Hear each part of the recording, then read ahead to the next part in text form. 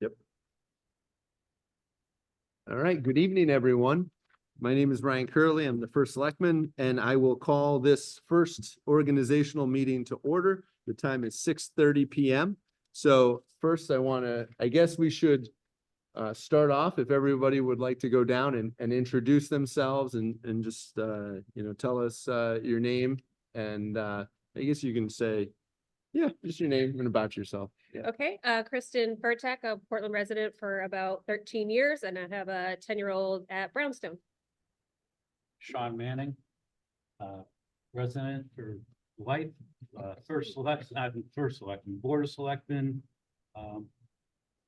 Nice to meet you all. Warren Brees, Portland resident, 32 years.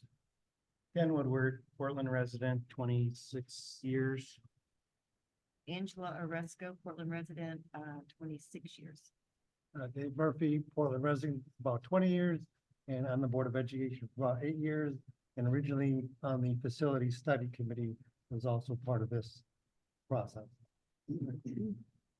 Brian? And I am Brian Walsh. I am a Portland resident for 20 years, since 2004. Awesome. Thank you. Thank you all. And thank you all for agreeing to be on this committee. This is a pretty important committee that, the Board of Selectmen had created back in August. Just to give you a brief background to this. Now, we've been exploring our school facilities for years now. And so this committee was created because we were looking at the possibility. We had several options that were on the table, one of which was decommissioning one school, and one of which was decommissioning two schools, and another one was capital improvements at all of this facilities. And so we created this committee over the summer, but I didn't really, and we did some appointments, but I didn't want to have a committee and have you all meet and then decide that we're just going to keep the buildings and we don't want to waste anyone's time. So thank you, Andy. And so what we did was we had a survey done, as many of you, I hope all of you, completed the survey. We had 1,000 residents that filled out the survey on what their most preferred option was. And with that, the most preferred option with the survey was to decommission two schools, Gildersleeve and Brownstone Intermediate School, and expand and renovate to new Valley View into what would be a pre-K to grade 5 school.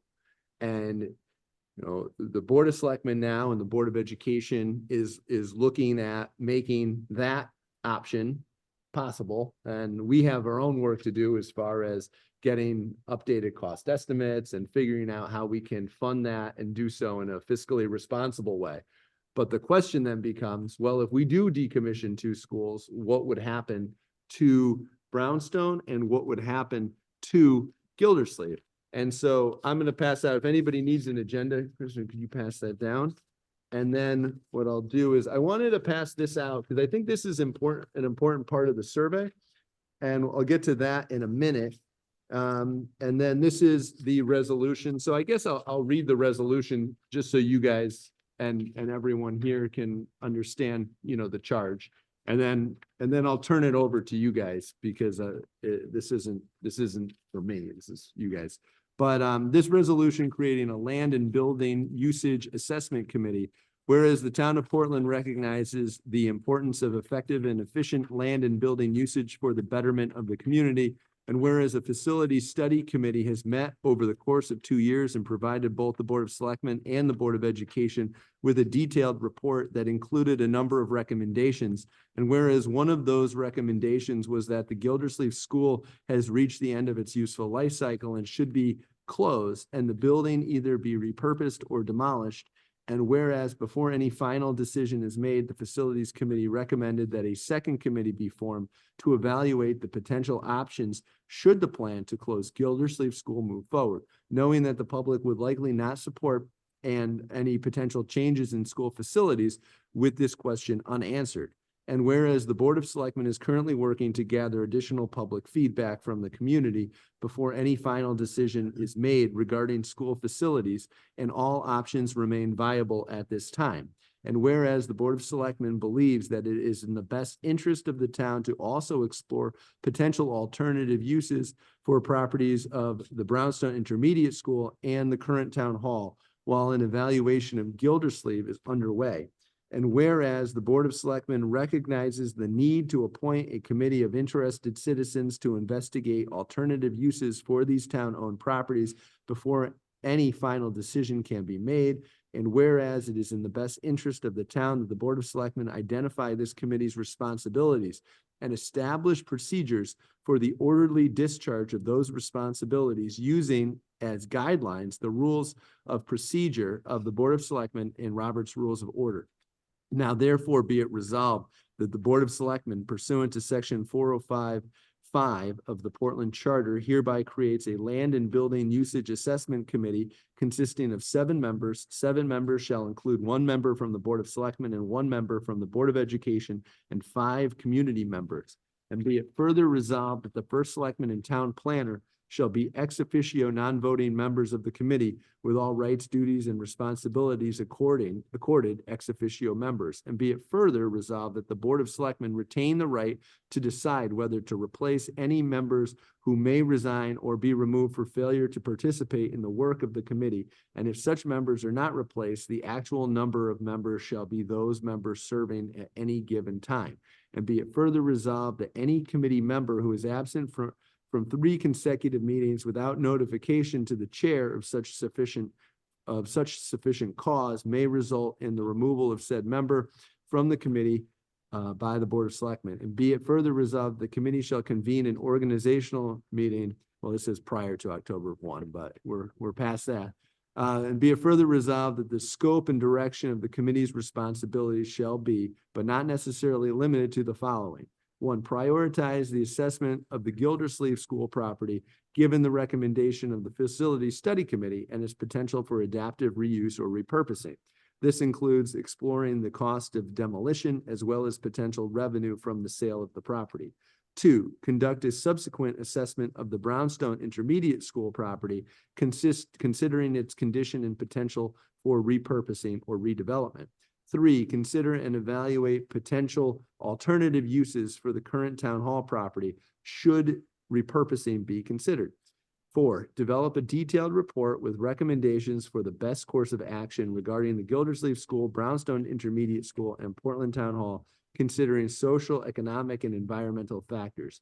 Be it further resolved that the committee shall continue to function until such time as the work called for in this resolution is completed, at which time the committee shall notify the Board of Selectmen and the committee shall be disbanded. So that is the charge. And the only difference I'd say is that we now know that it looks like both Brownstone and Gildersleeve are really the two priorities.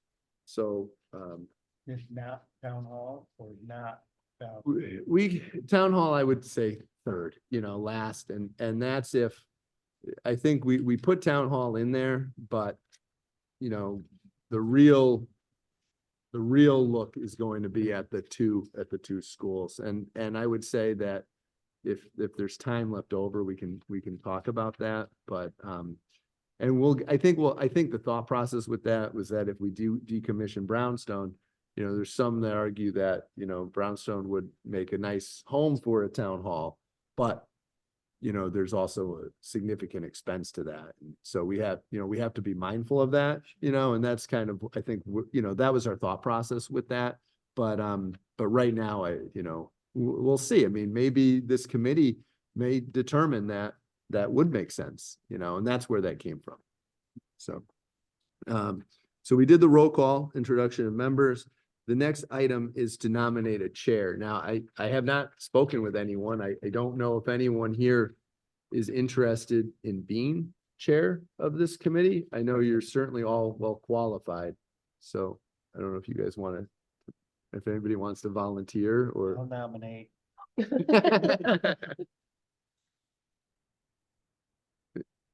Guess I don't know, what does it entail, to be honest with you? So a chair would basically take over from my role now, so you would call the meeting to order. You would go through the agenda and kind of steer the committee through that process. Right today, I'm going to be taking the minutes for today's meeting. And but the chair doesn't need to take the minutes. The chair just needs to run the meeting essentially. So I don't know. It's not a very difficult job. It's just somebody's got to do it. So I don't know if anybody would like to do it. Anybody? I mean, I'll volunteer. I was gonna say, I mean, I can, but if you're willing to. Okay. Doesn't matter. Thank you. Yeah. Do you want, actually, I don't know, maybe having a member of the public might be good, Dave. Yeah, What do you think? I didn't know if you. Yeah, do you certainly, want- if I'll someone try it else out. would like Yeah, it, yeah. so, okay, Bear well, with me. It's a nomination. yeah, would you like to nominate? Sure, I'd like to nominate Christine Furtak as Chair of, what is our committee, Land and Building Usage Assessment Committee. Second. That was Warren? Yep. Warren seconds. All right, any discussion? All right, all those in favor? Aye. Any opposed? Any abstention? Motion carries. All right, Kristen, so you are the chair and you have the agenda, so I'll turn this over to We're you. just starting today. You will. I'm leaving now. Wait a minute. No, I'm just kidding. I can still go through if you want for now. The next item was nominate a secretary. Now, like I said, I'm taking the minutes this evening. I don't think if somebody would like to take minutes, you're welcome to. What I did is if nobody would like to, I think we'll get a secretary for this. I think it's important, this one, to have somebody that keeps track of everything and writes it down. But if a member wanted to be the secretary, you're more than welcome to, but don't feel obligated. I'll do that. You will? Sure. Okay, all right, so thank you, Ken. Is there a motion? I'll make a motion, we nominate Ken Woodward. Second. All right, all those in favor? Aye. Any opposed? Any abstention? Motion carries unanimously. Thank you, Ken. I can still take minutes tonight if you want, and then next time, all right, sounds good. All right, so the next item is reviewing FOIA, the Freedom of Information and meeting procedures, which is Robert's Rules of Order. That was all. We don't have to go over everything. It was all included in the packet though, right, that you received. So we follow, it's the same procedure, same, these are public meetings, as you can see, and it's great. We have some people from the public here that are interested and this is an important committee. So thank you all for attending. And also this meeting it's not on YouTube right now, but it is being recorded and we're going to get it up and posted on the website or on YouTube at a later date. So I think it's important. I know Brian couldn't be here in person, but so we're not gonna have a live element to this, but I think it's important that we, have these meetings recorded and publicly accessible. All right, so we reviewed the committee's charge. I read that. So this is item 7. So I'll let you guys kind of talk about, this is item 7 is discussion of potential uses for Gildersleeve School. And also it says with Gildersleeve School, without building, Brownstone Intermediate School, public and private. And I gave you all this from the survey, and just to show you from the responses that we received when we conducted this survey, when we asked the public about their preferred use for Gildersleeve School, there was a 32.1% said that they would prefer that the school or the property remain public. 24% said that they would like the property or could see the property privately. And then 43.9% said they didn't know or were unsure. But if you look, 78.2% said that it's important to know the plans for Gildersleeve before voting. So that's why, this committee is so important, is because you see almost 80% want to know what we're going to do with Gildersleeve. And then for Brownstone, it's actually a little stronger with 41.7% would like the property to stay in public use, 19.2% for private use, and 39.1% unsure. And in 80.9% said that it's important to know the plans for Brownstone before voting. So now, Kristen, I'll turn it over to you, and you guys can start the discussion and we'll go from here. So has there been any discussion of any kind of ideas currently that we're aware of? I mean, I don't know, are you guys familiar, obviously, with the buildings? Have you had any initial thoughts of what they could become? The only thing I thought of was possibly trying to bring the whole board, up to speed, like me and Dave. Have gone over some of the numbers that were brought up with what Gildersleeve was potentially pricing of what some of the needs were, the cost of, some of the, there was a report on the sightlines report that went through the schools and brought up what was needed in both the Brownstone and the Gildersleeve. And I think that might be a good idea is if we get, some insight for the whole committee to know what we're looking at to start with, and then that way we can build off of, that aspect of it. You need to know the integrity of the building. Yeah, Yeah. the infrastructure. Yeah. Okay. HVAC system. If we could get those for the next meeting, And right? sightlines report? Yeah, Yeah. or if we can get it condensed or something. So keep in mind, one of the reasons why we're talking about decommissioning a school is because of the costs that of capital improvements to these buildings. So, when we're But we talking, Have that cost, we right? we have estimated costs, and, I don't recall off the top of my head what Gildersleeve alone was, but yeah, I think the sightlines report, I think it would be helpful for you to see. Now, it's been 4 years now, maybe 4 years, Bob, what do you think? Yeah, about 4. So you gotta add, some increases for inflation and all that to the estimates, but the sightlines is pretty thorough on what the buildings need, the needs are for those. So yeah, I mean, I will say that it is estimated, our superintendent's here that, I think it's $2 million for demolition.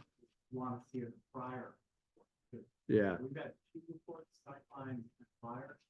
Sightlines really broke it down numbers, prior is a little bigger picture, Mhm. but I can get you both of them. yeah, I like sightlines because it has the numbers, because it has the dollar amounts, but yeah, both are good. So yeah, that both would be helpful for next time. But that's something to keep in mind too, is that if we were to demo Gildersleeve, I believe it's estimated to be about $2 million to do that. So there- demo it. To demo it. So there is a cost, and I will say, one of my big points or sticking points, I think the board is we do not want a repeat of Central School where we don't want a building sitting for 20 years. And so it's more important. I'd rather have it be open space than just to have an abandoned building sitting there. And so, yeah, the possibility of leasing Gildersleeve exists, possibility of selling the property exists. And I think what I'd like you guys can help out on is what you guys think the best use of that land is should it be sold? Should it be leased? Should the building be demolished or, could we lease it to a company? Could a nursing home move in there, for instance? And those are all, things that I've heard that we've kind of spitballed. See Angela, nodding her head over there, and as a real estate agent in town, I'm sure you're looking at that, right? Like, we could do a lot with that. So yeah, you guys are all bringing, a wealth of experiences, and Brian too. I keep looking over this way, but I see you too.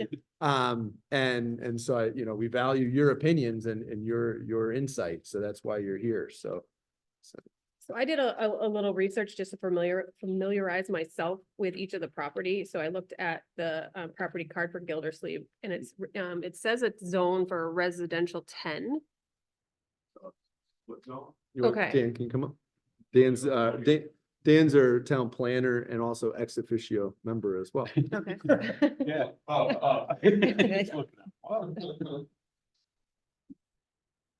Dan Beret, town planner. Yeah, so I'm looking at the zoning map right now. It's a split zone. So, at the street, there's a buffer off the street. That's where it's R10, but most of the lot itself is R15. So what would be, like, if we were thinking of switching it over to do like senior living, what kind of process would that? entail? Well, I guess it depends who the applicant is. Are you looking to sell it and then have a private business open up? You know what I mean? So the town is exempt from zoning. So anything the town wants to do with the property, if the town is the driver or the applicant, the town can do. If you want to sell it into private hands with certain, certain developments in mind, I guess that's where zoning would come in. Again, I could tell you though, zoning is meant to be changed. So certainly the zoning could be tweaked to find a more appropriate use for that area or for that. It would be for the whole zone, but for that particular project, yeah. How many acres is that site? Yeah, mine says 16.5. I don't know. I could look at the, did That you seems print like the a- property card? Yeah. Yeah, yeah, so that should be Yeah, about that right. should be accurate. But the property itself, it goes back to Mm. Prospect, but it tapers. Some of the lots off of Bartlett and off of, Victoria. Victoria, They, yeah, Kristen, Kristen Drive, they- yeah. they go into that. Right. So it's not a straight line back. So when you look at the field, although the field looks like a straight Right. line, it's not Yeah. property wise. Yeah, then it's got a funky hook, a little funky hook Yeah. behind one of the neighborhoods as well. Hey, Brian, one of my suggestions, Brian or Judy, Kristen, suggestions is we tour the sites Mhm. quickly, relatively quickly. And get a tour of the building and a tour of the property and just kind of get our arms around what's involved. Yeah, we can look at that. We can look at Maybe schedules. like a and things. Saturday when Yeah. some kids are around. Good point. And then I guess the question is, once you tour the site, obviously there's property lines or setbacks. There's no wetlands or anything there that we're aware of, right? I know there's a creek. I'm not aware of anything, Okay. but I really don't know way back. Okay. Okay. Part of me is just reaching back to when I went to that school, so, Okay, I don't remember any water, but yeah, yeah. Goes from there and gets to my house, so I So don't know. somewhere, Goes yeah, from there. yeah. yeah, so, yeah, and I don't know if there's any existing surveys of the property. I would imagine they would have done one when they did the addition on Gildersleeve. I don't know if it goes all the way back. So that's certainly something that we can look for and provide if that's something that you would like, if you think that's helpful. Mhm. Yeah, that would be great. And properties all around it are all residential homes. Yes. I know there's an office building, but I think it's on the opposite side of Victoria. Yep. Yeah, Professional. folks. Yeah. And the fire department across. it's across the street, yeah, all residential, pretty much the backyards of the houses surround, I believe. Yep. So any kind of overall thoughts? I know the one that was thrown out of a senior center. Any other thoughts? In talking with some town people, the idea of demolishing it and, selling it for residential development. So I guess you'd have to kind of do sublet or not sublet, subdivide into 5 or 10 different sections of that. I mean, it's 16 acres, but how much of that is actually buildable once you get into setbacks and all that? You'd have to put a road in. Yeah, right, to right, fully right, like a subdivide. cul-de-sac. Yeah, yep. Yeah, One of the things, and we discussed on the board of selectmen side is, and I'm kind of in favor of this.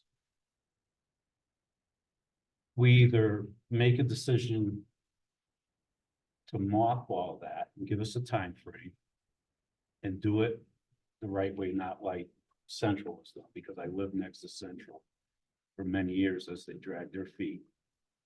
Or we tear that building down, we hold it as open space with an intent at some point, possibly the town, to be able to do something with the property if, for one, let's say our numbers with the enrollment are off. And we just realized what's happening at Brainerd Place is taking a turn where the older residents of Portland are selling their 3,000 square foot colonials going into there, and young families are coming in, and we get skewed. Or we just have some other reason that the town needs more property that we have it, because there's not a lot of property in town. We own lots of bits and pieces of property around this town that we don't own anything to be able to build on. To me, that's something short term that we'd give it like 5 years or so, whatever is decided upon. And it seems to come up with some of the people I talked to, that would be the best property to look into doing that with, as opposed to mothballing, doing something biz to try to hold on to that. I think we need to list all the options and be Right. open-minded, because if one of our goals is to be cost neutral, then we're not gonna tear it down ourselves, and we're gonna probably try to sell to somebody that they will tear it down. Sure. We will walk away, because I have a listing of all the town properties here. We own 141 acres in town, over 4 pages of different properties, so we don't have a lack of property in Well, town. we have a lack of property a lot of that property, if you look at sizing, where it is, what we have, we own a lot, Yeah, little lots around town. Yeah. We own little spaces here and there, so. But I agree with you 100%, Dave. I think we should put everything yeah, that we can think of on the table.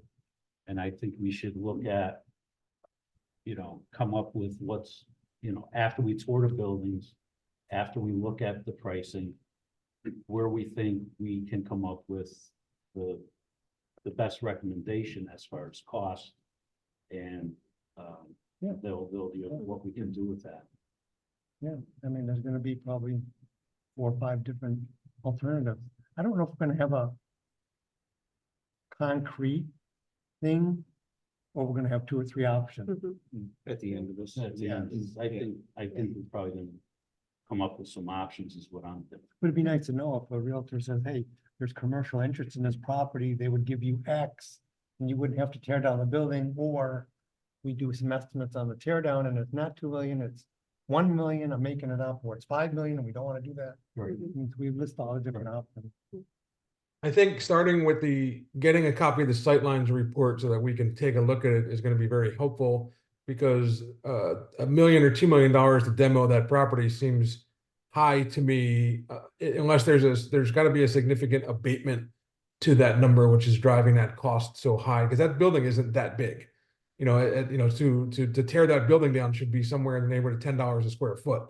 But what would drive that number so high is, hazardous materials, PCBs, asbestos, et cetera. So knowing what was in there and seeing what surveys were done is going to be helpful in determining whether or not the building can and should even be salvaged. And I would go further, suggest that we bring in a contractor and get a real estimate. Bring in a couple, I would get a couple estimates Couple, on yeah. the project. Agreed. Get a couple estimates and say, hey, what does it cost? Then we know the ballpark. No, I believe that Fryer is currently updating that proposal, right? We talked about that at our meeting recently. So Fryer Architecture is the architecture company that's been working with the Board of Ed on, the school facility project. And when we met a few weeks back, that's one of the numbers that they're putting together. So we will have that. I believe they're expected, I want to say early April is when we can expect those updated numbers, and that will include the estimate of the demo. But to Brian's point, I think you're right. Both the chair of the Board of Ed and the superintendent are nodding their head as you talk about hazardous materials, Brian. So I think we know why the cost is high with that. So, but yeah, I will get you the sightlines report, because that's gonna really help you guys see, what we're working with. And that sightlines report, Ryan, is public information, right? I mean, It is. that's readily available. Yes. Yep. So Angela, a question for you, with it being the real estate agent, do you tend to get a lot of people that would be looking for that type of property? Like, it seems kind of like a random thing. I mean, I work in schools and I know that we always are looking for like swing space when we're demoing a school and rebuilding a school, but I'm wondering your perspective. Sorry. Wow. I We're all forgot. awake now. Now, my head is spinning here because, I mean, I've been in the business for almost 15 years, and since I've been in the business, there's always not been a waiting list Mm. for the atrium here in Portland. I will say there is not another type of property like the atrium nearby. I've got, just me, I've got 4 buyers waiting to get to the atrium that are bidding against each other. Mm. So when there's one, people come, because the atrium is all inclusive. I mean, it's really a nice situation. It's inexpensive. It's where the 55 and above people can come in, buy a very secure place, call it their home. You know, the HOAs are low. Mhm. Yes, you go to Grandview, you add a couple of $100,000, you have a house. Then you go to Bartlett, you add another couple of $100,000, and it gets expensive, but there is a need for the lower, not low income, but yeah, fixed income Mhm. type thing. And to have Gildersleeve, I mean, again, we need to find out what the cost effective is.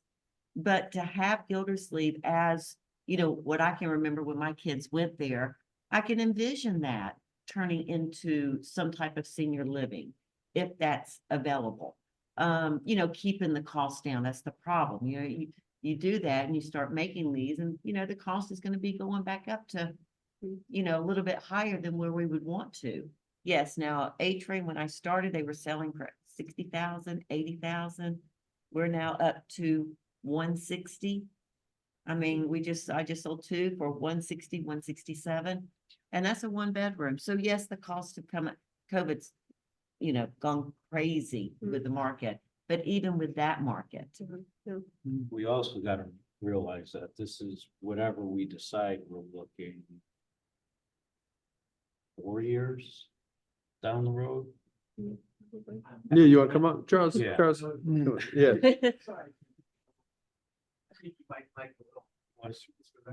I'm superintendent. Hi there. So, I'd love it, maybe if you start with the timeline, right? So you Right. kind of, like, it's important for you to see how far out we're talking. Here's the most ambitious time, right? It's, if we got to a point where next November, there was a referendum that was approved by the That's voters, 2024, 2025. federal election, next November. This November. 2024. That was approved and that we were then on a glide path to consolidate to one large pre-K 5 Valley View with sixth grade moving to high school. From that moment, it would be, we have to wait until next December to hear from the state about whether our grant for the 51% reimbursement is approved. Then at that point, from December through the spring, we would be going out to RFP for an architecture firm. Let's say we had an architecture firm in place for us in June of 2025, right? One year from this June. It takes the architects, we found out, 18 months to come up with the rendering for a larger, renovated to new and expanded Valley View. Then from there, right, so then now we're almost 2 years out, right? So I'm thinking at best, the 2026, 2027 school year, we would need Brownstone and Gildersleeve as swing space, because it will save a lot of money to not have to do construction with kids on site. That's, from what I understand, a huge savings and a great big pain in the neck if you're trying to build a school with kids there. So it's really, we're talking about now almost 2028 before Brownstone and Gildersleeve could potentially come offline. So I think that's sort of giving you, it's important to think that we're not talking anywhere, in the next 3 years. We're really talking 4 years from now before kids would be moving out of those schools and into a large valley. So I wanted to start there to kind of let you know that time is on your side as you plan this. Now, certainly generating the ideas and giving the voters a sense of what might happen to those buildings is important, because I've heard, and I've done a lot of focus groups, and as you can imagine, talked to a lot of people, that people won't be comfortable supporting a referendum until they at least have a sense that something's going to happen because of the experience in town with the East Center Street School being boarded up. So that kind of gives you a sense of the look. Other ideas I've heard from my focus groups really were, what you need on this committee, and I'm glad you have it, is a realtor, right? Because there's a real sense of what could old schools become? What have old schools become in other towns? Like, we know we've heard Old Saybrook and other towns, assisted living facilities, community spaces, these types of things, ideas that have been kicked around, but that's really generating these ideas with the insight from an expert in terms of what those facilities could become was something definitely kicked around and talked about. The other ideas that I've heard, just to kind of get you thinking, certainly Friar is going to come back to you with a number to demolish and get it out of their Gildersleeve. You're absolutely right. I'm not sure who this gentleman online was, but that how much hazardous material is in there, and Bob can tell you, there is some asbestos in there that would drive up the costs in terms of removing it. If there was no asbestos in there, we've heard somewhere in the neighborhood of, $900,000, but what the abatement costs and the escalators that would be, Friar's going to give us that number.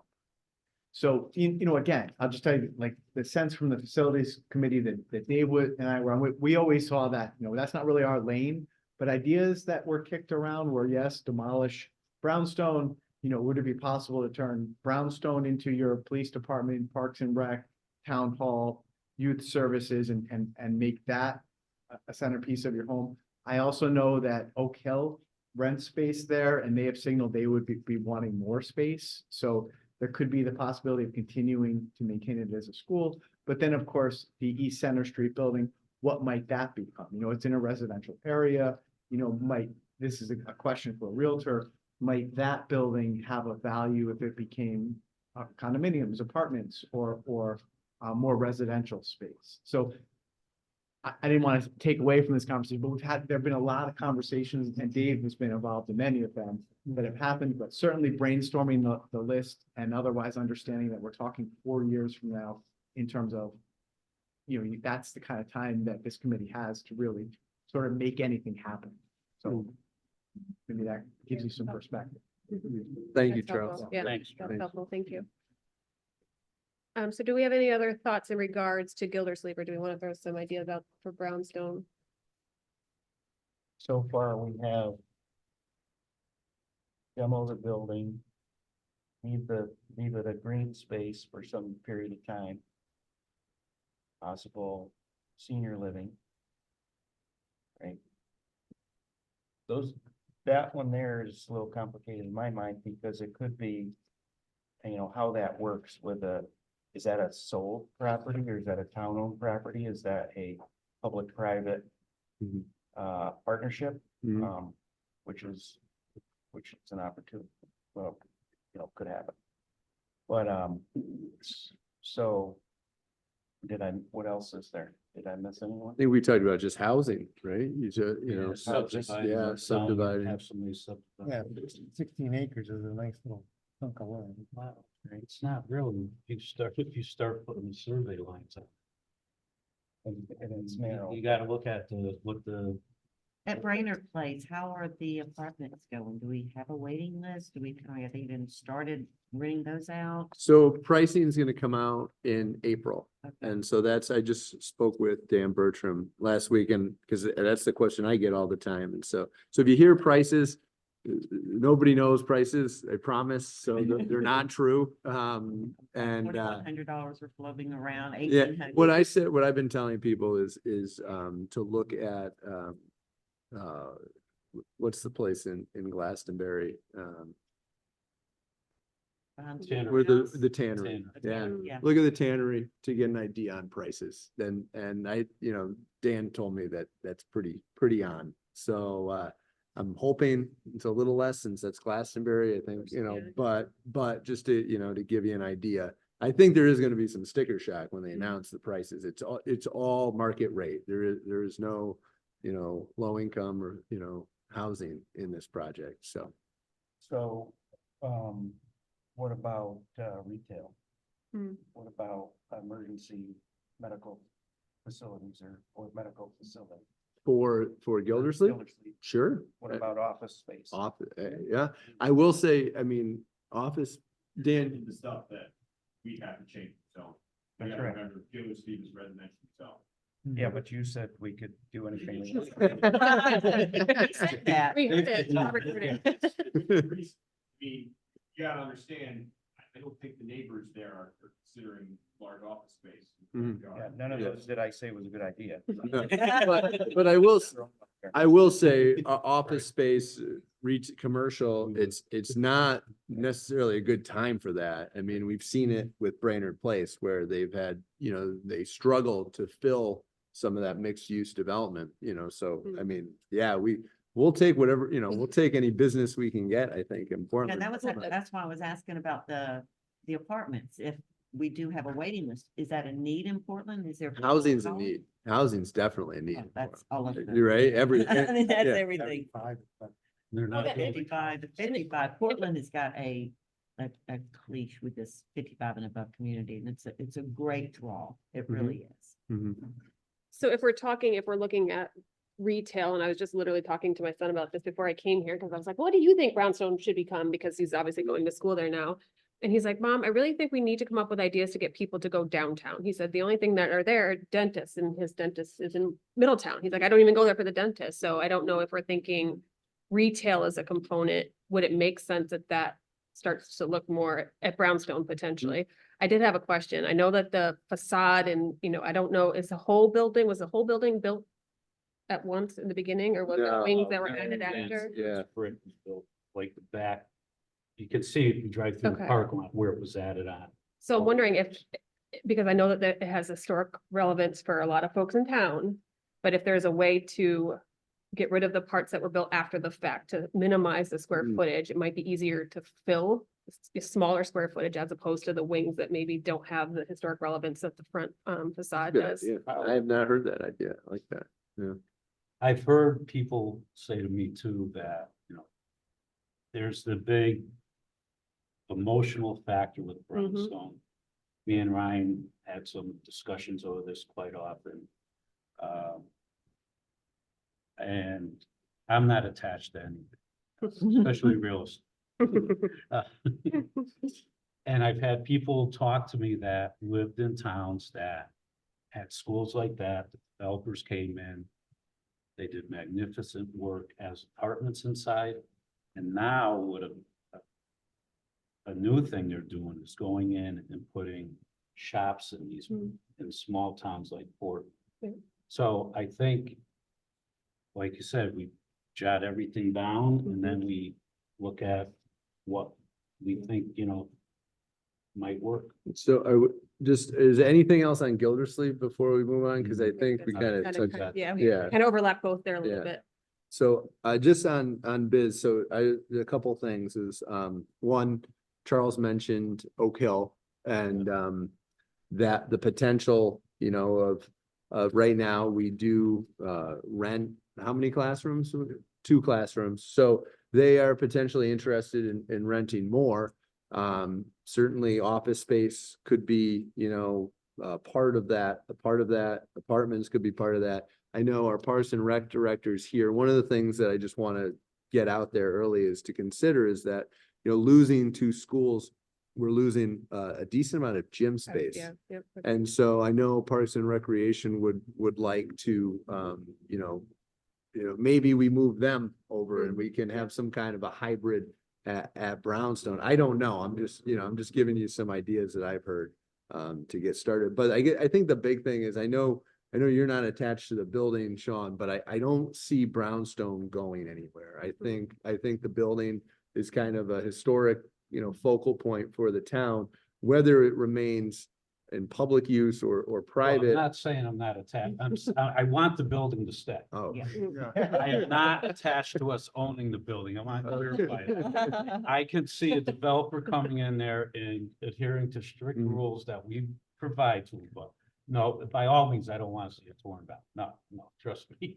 okay. Well, it's so historical to, Connecticut and everything. I mean, Yeah. what about Yukon or, to Mhm. have a hybrid school here? Yeah, I had that. In this, because they got the money that they could come in and fix it. And because when I moved here like 26 years ago, I remember my mother-in-law, driving down Main Street and she pointed out Brownstone and she mentioned, and she doesn't remember this, but I do, that Wesleyan was going to move into there, either bring in their professors to live there, go across the bridge and work, or have a hybrid location for, for their school. Yeah.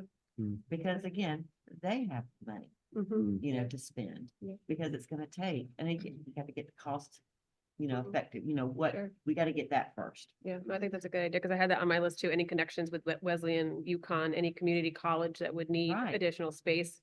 And then I mean, I don't know, and I'm ashamed to say this, I don't know a lot about the public high school, because my child's not there yet, but is there any sort of CTE pathway programs that could benefit from having additional square footage that they could use Brownstone as specialty like shop spaces or anything like that? Is there any connection to Middlesex Healthcare? I think we kind of mentioned some sort of medical component, and this one is really throwing this out there. Is maybe, could it be a hotel, a motel, you know, and I looked on some research and there's a couple of great examples that they've come and taken over schools and made them hotels. Cause I believe a few years ago, St. Clement's tried to get a hotel, but I guess there was some issues with not enough water pressures, and I don't know the whole story, so I apologize that I don't know all the detail, but for some reason it was not passed, so I don't know, is that something that could be looked at? And I can send some different links. One of them is the Schoolhouse Hotel, which is in West Virginia, and then there's the Leavenworth Now Hotel. So I thought that was just a different kind of way of Well, we've got looking things at that it. are bringing people in. We've got the Brownstone Park, Mhm. you know, Yep. and we're gonna have Brainerd, you Right. know, and then we've got the riverfront. Yeah. That's gonna turn. And our into- Nordic spa. is coming. Yeah, what is this? My husband was telling me about that before I got here. I was like, We're where is waiting- that going? We're waiting on the company to issue the press or to work with us on the press release. I just got an email, but Where is it's, that So it's going? definitely it- happening. it's, well, if it gets approved by planning and zoning, it's happening. All right. Dan's here, where Dan and I have been, What? you know, where there's a lot of people chomping at the bit to get the word out about this, but yeah, there's we We're have a. not gonna have spin the nights. It's Well, just a day spa, right? It's a day spa, Right. but they're anticipating up to 100,000 visitors a year to this So where does it go? facility. This would be the Quarry View property that's north of our town-owned quarry off of Brownstone Where Avenue. the building is, where they built the Yeah, building now? Yeah, Where they have the craft fairs. yeah. Drum circles and stuff. Oh, Mhm. look at her. We hosted that craft fair. Does that mean it's gonna go away? Is my phone? Oh, this It is might mine. be yours. Yeah, it's not mine. Yeah, so, Well, that's a good, idea of bringing, there's a lot of things for people to come to Portland. And, when I was thinking that with Brainerd only having studio, 1 bedroom, if you're a young professional, your family can't really come visit you if you're only in a 1 bedroom. If there's, a Mm. hotel literally right down the street, Right. there's something to be said for that. But I guess the question is there enough draw for people to come? Like, where are they gonna go Mhm. eat? Where are they gonna go do this, that type of Mhm. thing? So I think that might snowball into, maybe other Well, issues. again, but- it's what Brainerd Place is gonna provide, you know, Yeah. we don't know do we have any restaurants at all that we know are stay, going think it in? was- stay tuned on that. There's some Because exciting that's stuff. gonna, I feel We like. got a lot of, that's- there's a lot of good stuff in the works. I Yeah. think. It's awesome, but Yeah. I feel like that's going to kind of direct Yeah. some of our ideas, Yeah. you know, Mhm. if we can't fill it up with restaurants or, we can't say we want a building full of more restaurants Right, and right. There's more people not to businesses. support it, yeah, right. So, Does Mhm. anybody know if Wilson Middle in Middletown, which is now apartments over on no, Farm Lane. Hutch, what's that? Mm. I went to school there, but over on the south end Yeah. of Middletown. It's old Wilson Middle School across from what used to be Wilson High School. But Mhm. so I don't know if that's town or city owned. is Yeah. My question, like the high school, the old Middletown High downtown, Middletown, yeah, by Wesleyan, which is senior living. Mhm. I mean, it would be interesting to know how they're making out with that Wilson Middle property that I'm talking about is, exactly very similar. Mm. And how that is going for Mm. them financially, as far as maintenance and whatever else. Just how it goes. And then the other thing is, the school over at St. Pius, and you've seen this a lot in Middletown, where a school becomes, time goes on, a school becomes not useful Decommissioned, yeah. and becomes vacant, they occupy it with town services, like youth services over by St. Pius. That school was youth services for years, and then they needed the school back. Mm. This is similar to the Greenfield idea where, give it time and things change, you have some flexibility, but I'm just curious on, seems like Middletown has a lot of experience with this. Maybe there's someone to talk to there. Dan, do you want to reach out to? I can reach out to her. Thank you. Yeah, I think it's a great idea. Yeah, especially if, I didn't know that Woodrow Wilson School is now apartments. I mean, it's kind of a. Part of the building. The original, so. Wait, Yeah. you're talking about off of Zoom? No, off of, it's by Farm Lane, right? You're talking about the original. Dan, Woodrow Wilson Dan, do you School. want, Dan, do you want to come up? with this? Dan, come up. It's Yeah. funny, 'cause I'm always mad at people when they do that. All right. So you're referring to the original Woodrow Wilson School across from what is the new middle school, right? Because That's it was the correct. old high school. Hunting Hill Avenue. Yeah, so Yes, this, I that's- do believe the superintendent's office is off of that and the newer wing on that. So it may be city owned, but I'll reach out to Merrick, the planner, Yeah. and see what information he can provide for you. That's cool. Thank you. Yeah, thank you. Thank you, Dan. Any other potential uses? I mean, the options are endless. We just Mm. need to figure out if it's gonna be possible. I keep going back to that. Yeah. You know, finding out if we need to, if it's gonna be worth it.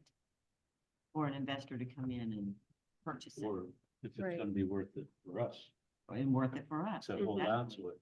How much do we have to sell it for, you know? Right. Well, one thing that we, with Brownstone is we did install those solar panels and which went up recently. And so, I would have to find out, we have an agreement in place. I think it's 20 years on the, yeah. And so if we were to sell the property, I think we have to buy out of that contract. So that would be an additional cost that we'd have to, that would have to go into a calculation too. If we were to sell it, Mhm. if it were to remain. I know, I like personally, I like the idea of Oak Hill leasing more rooms or from the town, because at least if we can get them to lease a lot of rooms, maybe we can just kind of keep it for now and figure out what, maybe they lease the top floor and we figure out what to do with the first floor or something Yeah, what like is that. Oak Hill? Sorry. What exactly is Oak Hill, Charles? Do you want to come up Okay. and share? us? Sorry. Has anyone approached them about this yet? And Charles has, yes. Okay, good.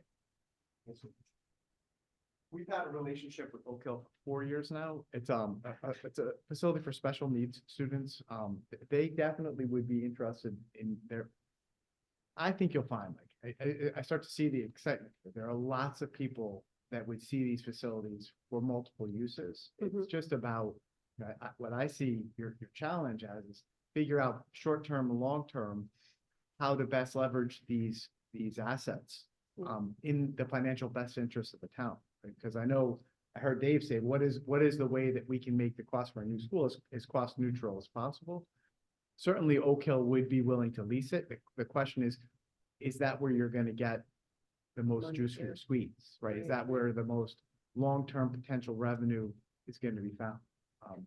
Now roughly, who would be the $40,000. person to For- like kind of understand how much space Oak Hill would need? Do they need like 5 classrooms? Do they need a cafeteria? I mean, would they be better suited to move somewhere like Gildersleeve, which would give them more space, or is that too much space? Yeah, I can introduce you to Anna Weidig. She's the director of Oak Hill, and we charge them $20,000 a classroom. So we get $40,000 for the 2 classes that we rent them. Okay, So if you do the math, if they Yeah, want, that adds if up, that were yeah. the price, again, a lot of these considerations are gonna, come with revenue sources. sure. What, just last question on that. Is it an age range from like K to 12, or is there like a pocket of? Yeah, I think it's about students? K6. K6, okay. Generally speaking, the students there appear a little younger, but right around the age of the Brownstones. Okay, great, thank you. Now, if there weren't, would they expand that to other ages? They may just. Yeah, sure. Okay, Charles, while you're up here, why don't we talk about if the committee would like to tour both Okay. Gildersleeve and Brownstone, I think a Saturday maybe would be best. Would that work for you all if you have the avail? I don't know. Can you, is that Bob's here shaking his head? Mhm. Yeah. Okay, so I guess I think we should, when we get to scheduling dates and all that, I Yeah. just wanted to touch, okay, Yeah. cool. Of course. Mhm. Otherwise, online won't hear you. Probably already know this. Yeah, and Bob's our facilities director, Mm. so okay, he can also talk to you about the area behind, Gildersleeve is pretty wet, like so. okay. Things there.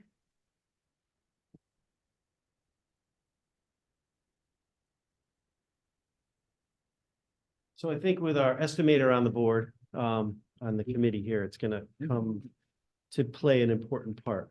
The only thing that I want to say is that as we talk about repurposing anything, you have, when you get a chance to look at the sightline reports and the reports from Fryer, you have to pay very close attention to what's gonna need to be done if you hold them. Mhm. Because you can't occupy some of these buildings without doing an awful lot of work. Brownstone's gonna need a complete upgrade of the electrical system there to probably provide services that now may want to lease that property. Okay, and that's big money. That Yeah. grid is, can't even really support any additional air conditioners and windows without having issues there. Plus, just upgrading the entire HVA system, it does not have AC.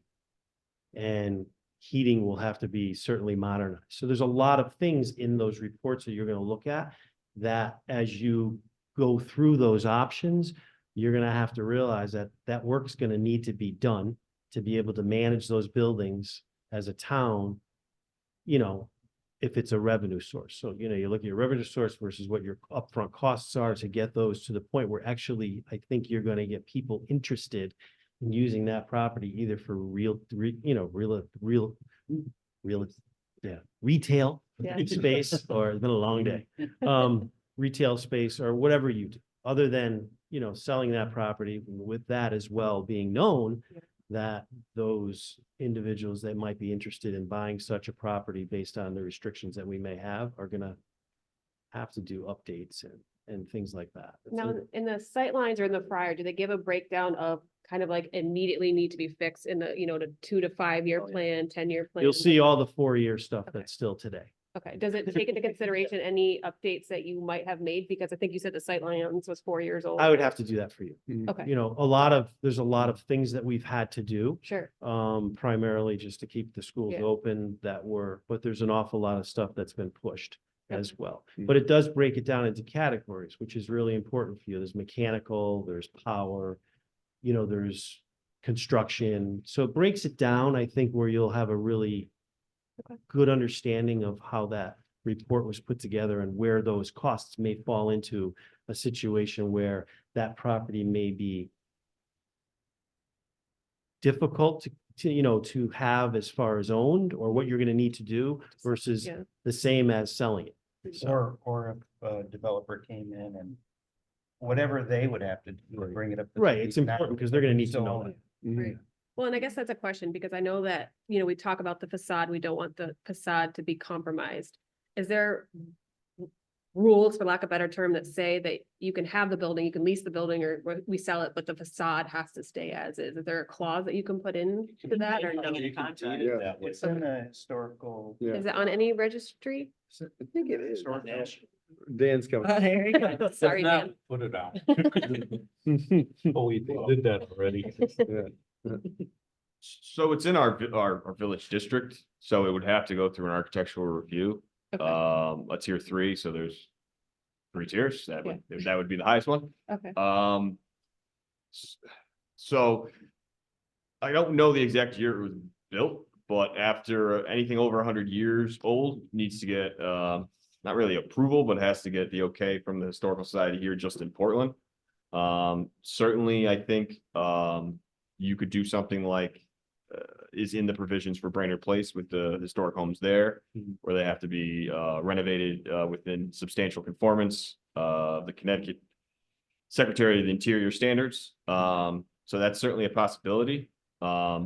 Is it registered historic or in? I don't know exactly. I know I looked at the National Historic National Registry because the Brownstone, we're doing a grant for the quarries.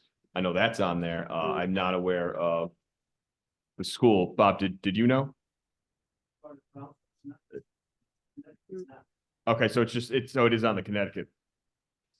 Okay. I mean, there are certainly, I think all of us know the facade is key. There are murals in the auditorium that were done during the WPA. So certainly those kind of things are other aspects that I think historic preservationists or just people who Yeah. love the biz, like Sean was talking about in town, are gonna think are really important that are saved. yeah, okay, thank you. Yeah, it looks on the property card, it was built in 1932.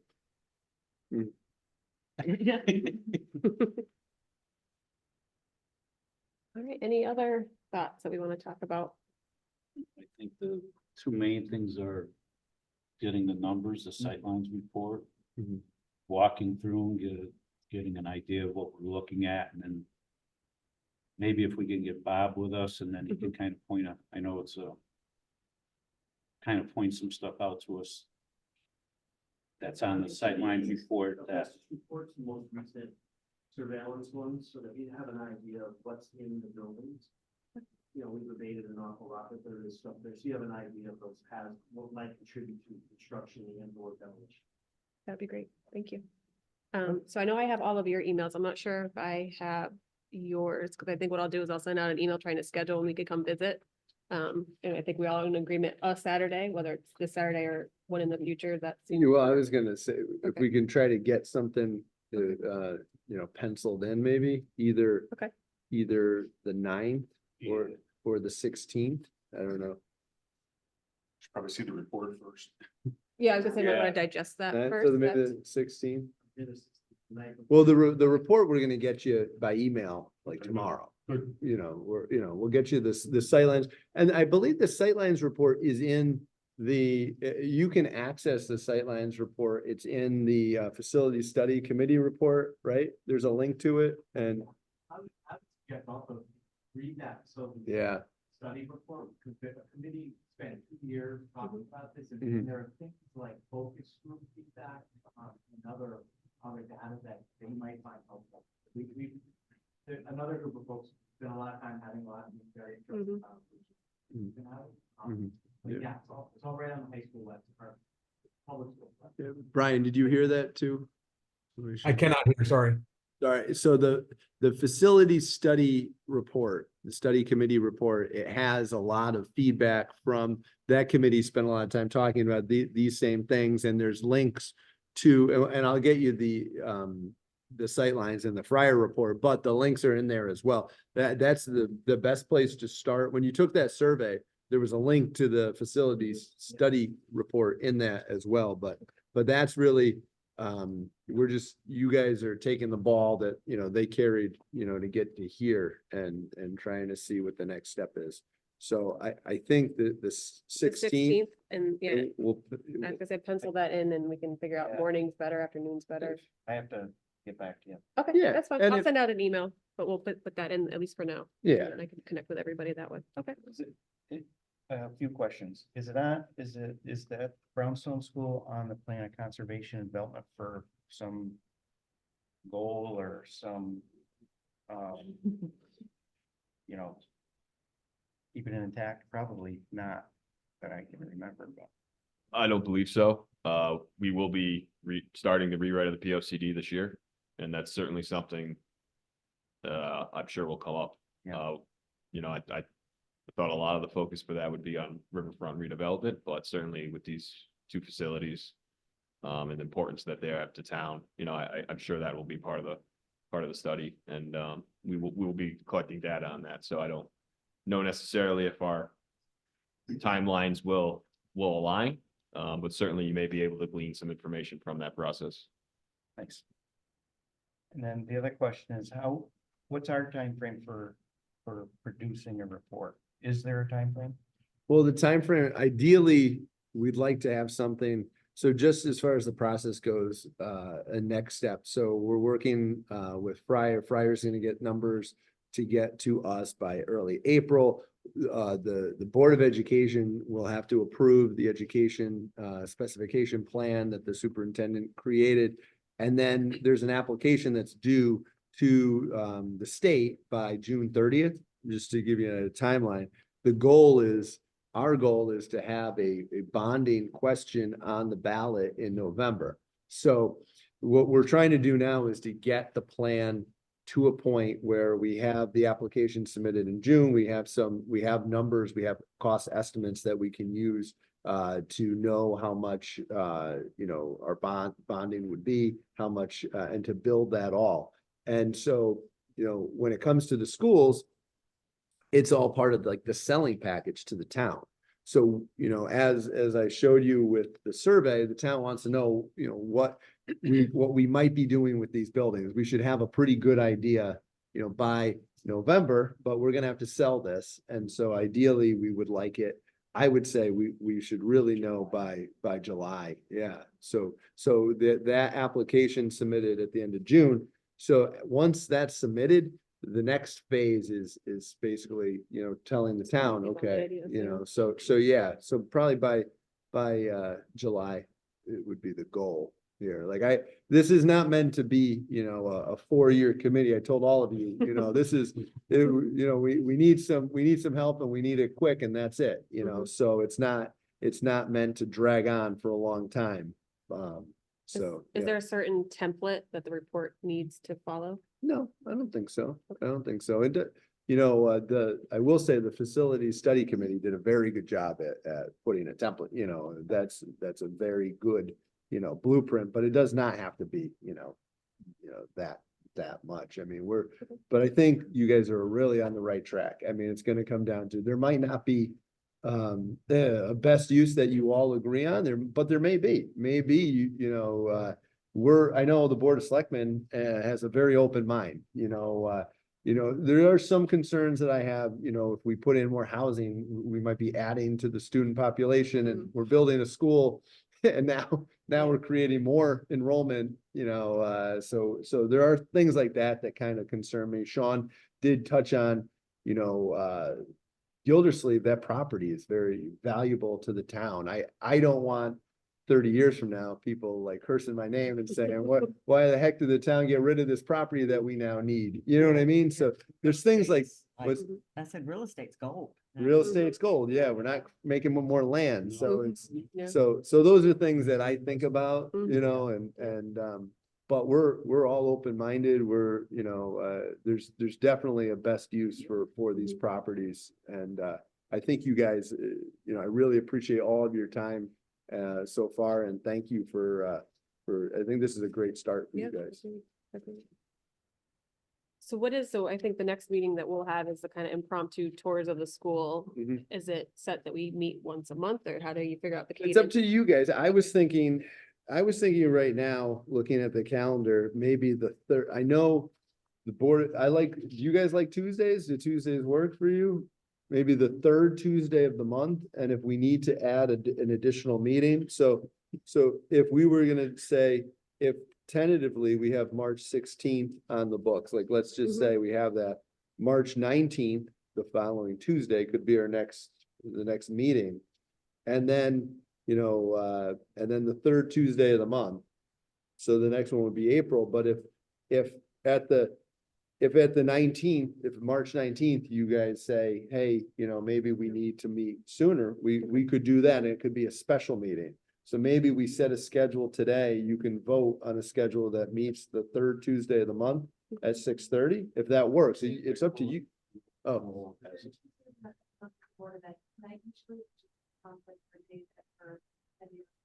Oh, yeah, that's right. So maybe I was trying to, I was purposely trying, I messed that up, yeah.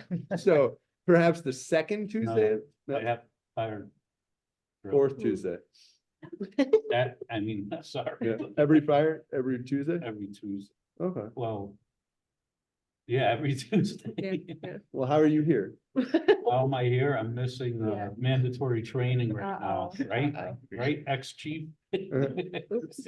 We're both missing it. All right, well then, I mean, it doesn't matter, you guys pick a If date. you want, Well, two things. First of all, why does it have to be Tuesday? It doesn't, no, Yeah. it could be any day, no, we could do, Monday. Mondays. And it doesn't even have to be in this room, right? So we don't have to be worried about conflicts of the Well- room, or does it? No, it doesn't have to, you can meet, I like this room because you can see by the number of people in attendance that, the public, we want to make sure that the public has access, we could meet at town hall, but that's a very small room, whereas at least here people can watch the process if they I want to. mean, And the library is hard to book, Mm. so this is kind of like an easy room for us to meet, that's why we're here, yeah, would Mondays be better? sure.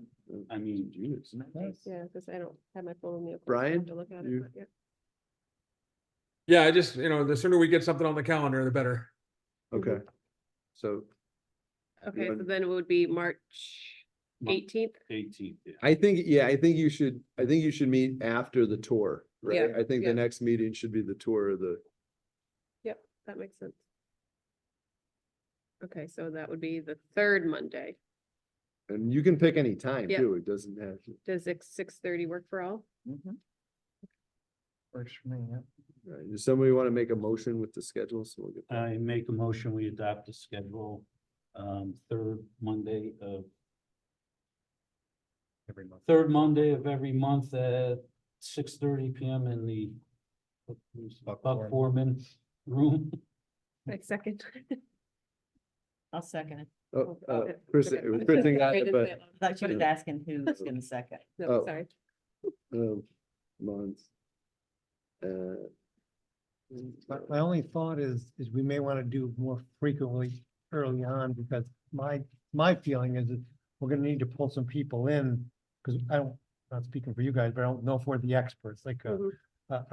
you know, a real estate, not. No, real estate, commercial, you know, absolutely. type of thing, have them come in. Investor, you know. Speak to us about that, an investor, somebody that deals with 55+ developments or whatever. That we want to get those people kind of early on in here, then we formulate all the ideas and then come to a That's a conclusion. good Because we idea. really have 4 meetings left. March, April, Right, with May, June and June, July. So what kind of phone calls can we make Mm. now? Mm. Well, once we get the paperwork and everything.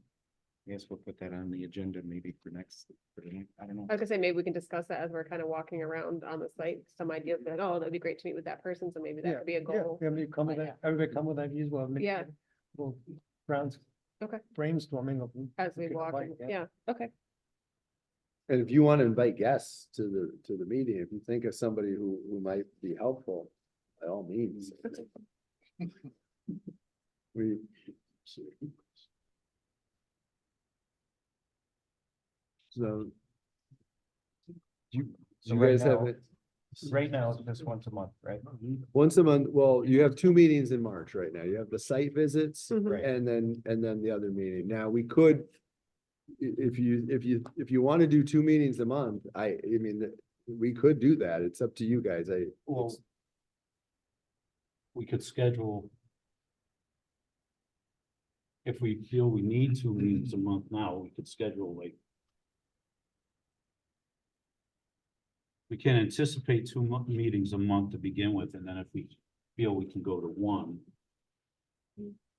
Well, let's see how Monday night's meeting goes and set future meetings from Yeah. there. All right, we'll do the tour and then we'll have the next That's meaning, yeah. meeting, That Monday and then we can Next go meeting. from there. I think so. Yeah. And we can always change, we can always add the first Monday of the month Right. too. Mhm. I Just think every that's other probably week. the way to Okay. go. So right now, the next meeting, site visit on the 16th, we'll pencil that in. Yep.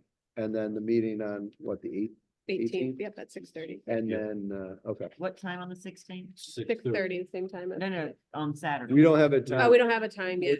you know, Is is there there- a preference for you? Mornings are good, Morning. like 9 Mornings are o'clock, first typical. thing. I think I'm out of town that day, but I wouldn't let that. Well, Will you? Yep. Maybe we can do, I don't know. I'm sure Bob though would coordinate if any, we could set that date and if you want a tour, you know what I mean? Yeah, it's good to be together. Yeah. Yeah, that's true too. Can we FaceTime? So we could do another date. if Yeah, I was you're- gonna say, we can do another plan. Can we do it during the week? I was gonna say, after work? school gets out. After Yeah, school, we yeah.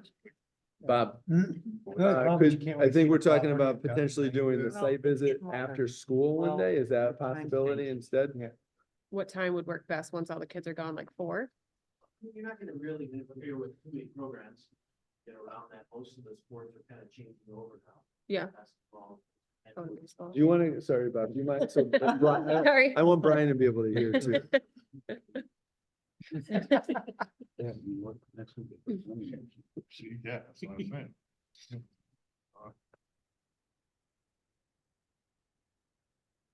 No, so the buses up at the, well, that's the other thing. So I'm thinking about the smaller schools. So probably 3:30. 3:45 What's is that usually way we're to work? clear of the madhouse. Okay. I'm getting out. Okay. Would that work for everybody to do like a 3:45? So we're staffed, with our custodians and I'll certainly be there so we can get in and out of those, Brownstone and Gildersleeve are really, they won't be occupied much at all for Okay. programs. And if they are, there'll be programs in the Like gym. Kids Blast or Aftercare? Yeah. So there's no, Is there? Okay, it'll is still there- be light out for to get a good look at right. the no one outside will of be the able to walk property. site. Yeah, okay. Anybody So, know when the time change? Yeah, it's coming up. in- Sunday, yeah. So I- Coming to. I think anytime between, what, the 4th and the 15th then. That's perfect. So, About the 4th, Monday, the 4th? That's this coming Monday, I guess so, And yeah. then we're not gonna meet Yeah, we'll again do until it. the eighteenth. Yeah. right? A little later in that week, I just know because my husband's on call that day. like 6:30. You're saying later in the week, like Thursday? Yeah, like he's a firefighter in Middletown, so he'll be on Monday, Friday, so I could do Tuesday, Wednesday, Thursday, anytime that week. So it'd be next week. You I'm open. Yeah. wanna try Thursday? Tuesday, Oh, Thursday? Brian? The 7th? Yeah, I apologize, I left my phone at my kitchen table. At the, yeah, that's right. Yeah. I'm not That's here. the 7th. Not here, That's the Debs. 7th. Thank you, What's though. that? I'm not here on the 7th. Wednesday, Okay, That's that weekend. So Okay. Wednesday I'm here. Wednesday, okay, let's put Wednesday at the 6th at 3:45. Yeah, I'm out of town. Okay, FaceTime you. Tuesday, So there's a rec program showcase.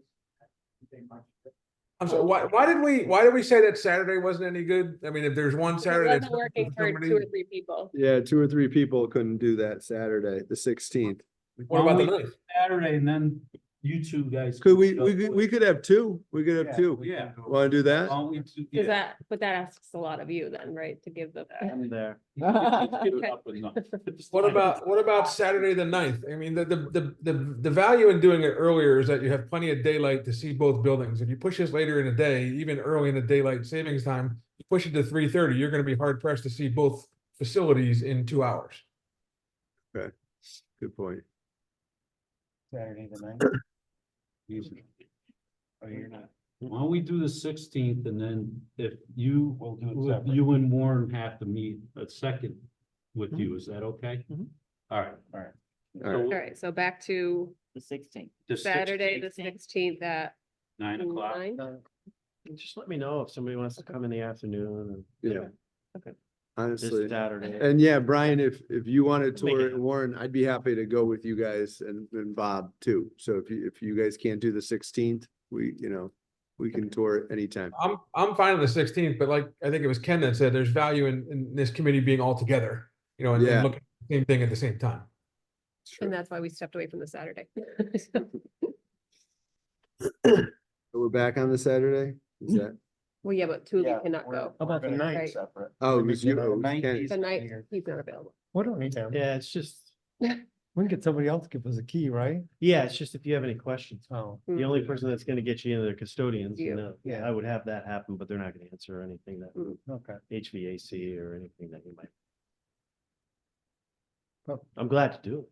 I don't know how much we care about the HVAC and something, because we're not fixing the buildings. We're only touring them. And the facility report has, Has everything in there that you want to know. It about does. What it needs. Yeah. how about the ninth? Is that? Well, Bob's out of town, I think, right? That's Yeah, just but that bad don't get weekend us for in me, the but Oh, I'd still go back. yeah. So you want to do the 9th? Yeah. Does that work? Does that work for you? For, Yeah, I'm fine. All right, the 9th then.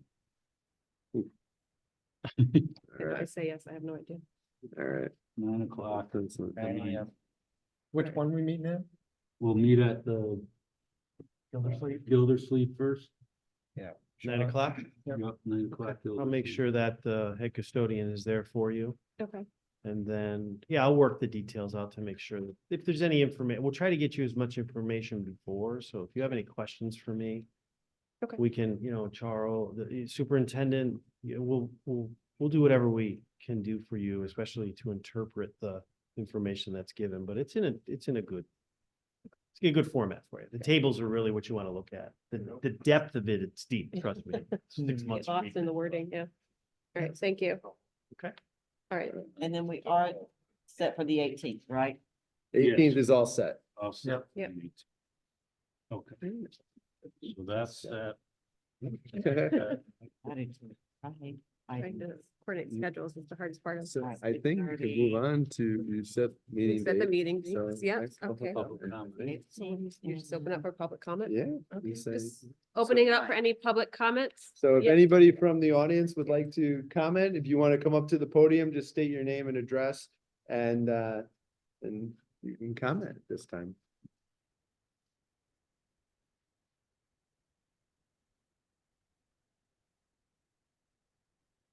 Hello, my name is Andy Dione, Portland resident, 41B, Breezy Corners, but I'm also Parks and Rec Director. I just wanted to make sure I came tonight to mention how important both Biz and Gildersleeve are for the Parks and Rec Department. So over at Biz, we have our Kids Blast program, which is before school care and after school care. So we're there from 6:45 a.m. to 8 a.m. every day during the school year. And also from 6:30 p.m. to 6 o'clock p.m. every day during the school year. During basketball season, we're there even longer. We're there as soon as Kids Blast gets out at 6. We have practices until 8 o'clock p.m. at Biz. And although, travel basketball is its own separate entity, we do work closely with them. And I know this year specifically, they're actually paying overtime to be there until 9 o'clock p.m. at Biz on Mondays because there's so many teams.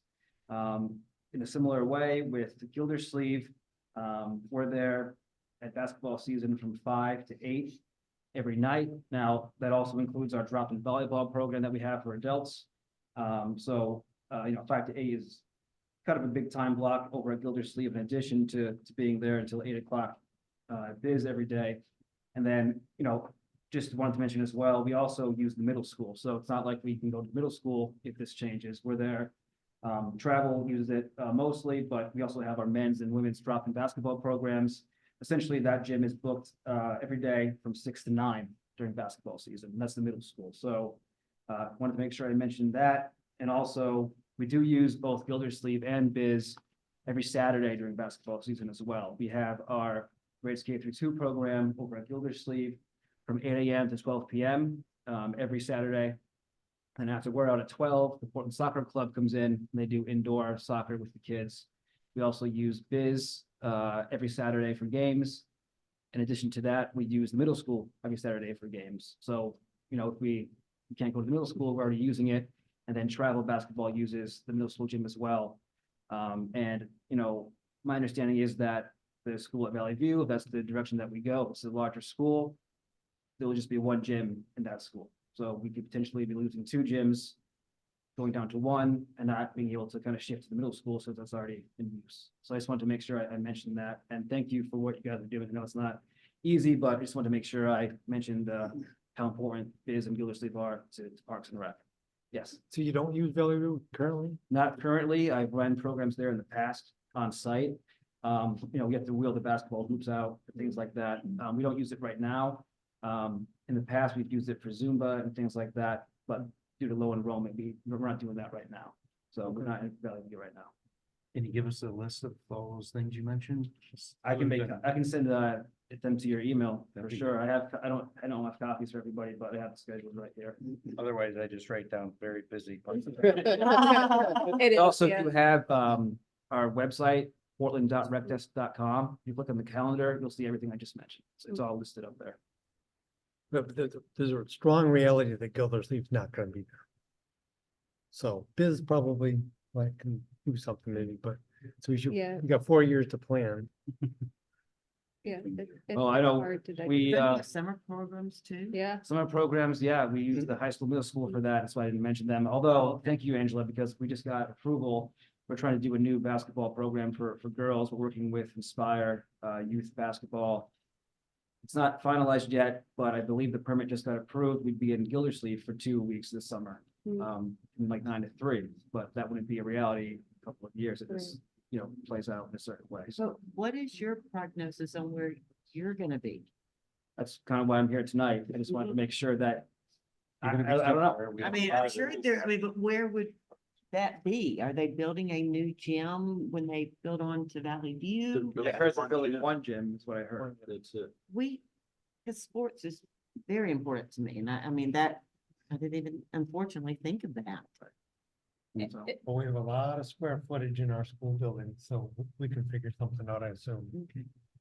Well, and that's part of it, right? If we're thinking of taking Gildersleeve offline? Do we still own part of it that we still have access to that gym? Because I think that's very important, because I have a son who plays basketball. I have a son who goes to Kids Blast. So we use all the facilities, all hours of the day. Mhm. And that is a concern. And as a learning environment planner, every time we go to a district and we try to introduce new schools, that is one thing that always comes up. There's never enough gym time because there's PE time on top of everything else. And I think that when you look at the scheduling of how many times you have to cycle, even just the students through the gym space, now on top of it, you're introducing Kids Blast, you're introducing all these things. I think it's just something that really truly needs to be studied because, you know, this is a large school of 600+ kids. So understanding that complexity, I think, is really well said, Andy, and I appreciate you saying that because I think it is something that Never we need thought to about. think about. You currently have 3 gyms right now, not including the middle school. And to go down to 1 is just not a practical thing. That's gonna be a tough. There's gonna be some hard choices that are gonna have to be made. Again, it can't be everything to everyone, unfortunately, so we'll have to figure that out. But it's good you brought it up so we can at least consider Yeah. what is being gained or lost. Mhm. I would send a list.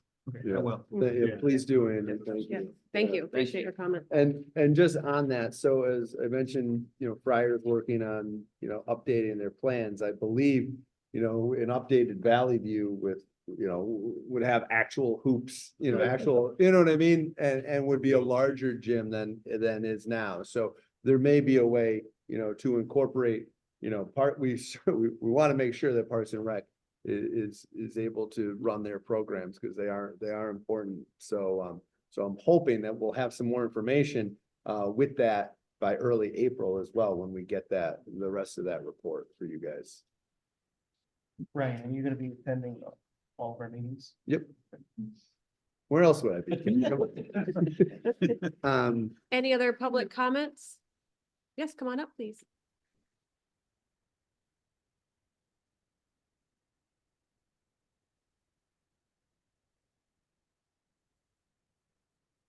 My name's Anita Carpini. I live at 132 Bartlett Hill Road. I read about your meeting coming up in the River East last week, and I felt I had to come and represent the other end of the spectrum.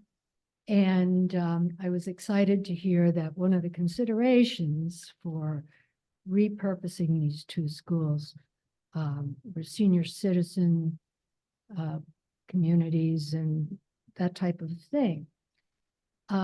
And I'm here to represent really a critical need for the town. And with the timeline that the superintendent gave, I realize we're looking 4 years out. The Portland Food Bank is servicing, I think, an average of 400 people a month. That's 2 days a week, Mondays and Thursdays.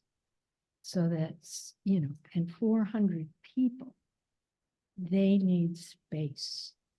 We are in the basement of the Waverly and I don't mean the renovated, I mean the cellar. Cement floor, dimly lit. And if there were any opportunity for repurposing one of these buildings, part of the buildings to accommodate the food bank, I think it'd be a win-win for everybody, for the town, for the people who are being serviced. This is really, I can't even imagine them staying in this place for 4 more years. I can't. It's that cramped and it's not only just non-perishable foods, there's clothing, there's the drives, and there is really no room. And it's amazing they do what they do. The people who are there, Ruth Mayo, of course, and her staff who are so loyal to her for so many years, what they do with next to nothing. So I just throw that as a consideration. Certainly if you're looking to repurpose Gildersleeve, or it would be a perfect place. I'm a new resident to Portland. I've only been here 3 years. I feel like there's so much legacy here, you know, but On the other hand, I have not been in either one of these facilities, so I don't know if it's feasible. I don't even know if it's rational, but the point is, I would ask you to put that, that was not mentioned by anyone. No, that's fair. And I certainly would hope that you would at least consider that in the mix. So roughly, just a quick question in regards to size. I don't know the space. I mean, what, like a space like the size of this room? I Like can't how? even tell you because I believe the basement had been renovated Order? up to a point. And then there's a section, the old part, Yeah. which is the basement. Okay. And there's several rooms. I don't know what the square footage is. I Okay. really don't. And Ruth Mayo can speak to Yeah. any of those Okay. issues. Plus, you Because know. I think it'd be helpful just to kind of grasp, I mean, is it your size times 2, times 3, like how big? And we don't need to get Yeah. into detail necessarily, but. it's the main part that they use every day is about from that back wall to the edge of this The table. table. Okay. The picture I showed you is when we do our food drive in November, Oh, we okay. get the whole downstairs. You take over the whole, got it. Okay. Because that's when they put their baskets together for Thanksgiving. Okay. So, and I'm glad you brought this up Mm. because every year about that time, I try to talk to, Oh. you know, different people of what we can do to, because you do need more Yeah. space. I mean, with what they're doing at the food bank and what Food Share does. Yeah. And it's not slowing down. No. And that's even with the Seventh-day Advent Church on Wednesdays having their food bank open. Yeah. So I think you brought up a very good Mhm. point. I think that's something like we owe it to Parks and Rec, that we owe it to Right. Mhm. the citizens of Portland, that we have a place for Yeah. the food bank workers to Mhm. work and be able to be organized. And take in the jackets and not have to say, Right. Sean, I have too much room for jackets right now, Yeah. because that happens because they run out of room. So Yeah. thanks for bringing that up. Yes, thank you for your comment.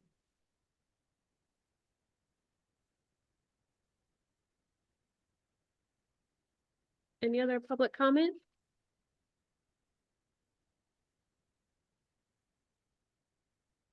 Okay. Probably some professional way of saying adjourn. Yeah, so, Okay. so you just say you got your meetings, so everybody will get those sightlines reports to Okay. everyone. We have the site visit, we have our next meeting scheduled. So with that, you entertain a motion to adjourn. I make a motion, we adjourn. Thank you. Sean's really good at that. Okay, why don't you take over the role? Um, I second it, third. Good, and Ken, and so all those in favor? Aye. in favor. Okay, Thank you. thank Brian. you all. Thank you. Thank you, everyone, for coming. I know on your sheet, it doesn't. What's that? On this, that it doesn't make Tony Brown. Wow, okay, sure. No, I don't. Thank you, Brian. All right, take care, guys. See you in a little bit.